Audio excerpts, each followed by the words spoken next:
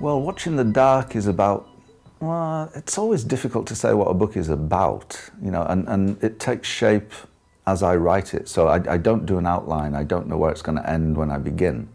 So I started with the murder of a policeman in a police convalescent home, and I wasn't sure where that was going to take me. So then I have to ask questions about this policeman.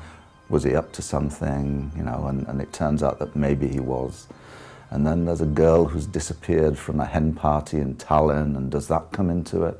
And you have to make the connections. So as the book goes, you know, connections are made between these things. And it should, and I think it does get more suspenseful and more mysterious as it goes on, because finding out something new doesn't always solve a problem. It sometimes creates another one. I always find inspiration for the stories in places. And in the case of Watching the Dark, it was a couple of things really. It was an old house, which I use as the police convalescent home. I mean, there is such a place, but I changed a lot of details.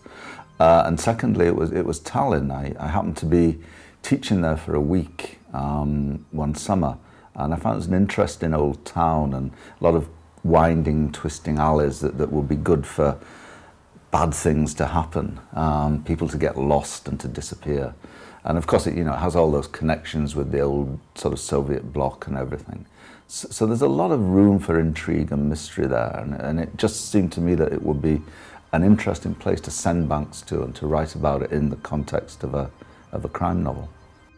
I feel very much when I'm writing about Banks that I'm exploring the investigation in the same way that he is, because I don't know all the turns it's going to take, and I don't know where it's going to go. Some days I come up with a scene that I would never have planned, and I write it. Other days I take out a scene that I really wanted in.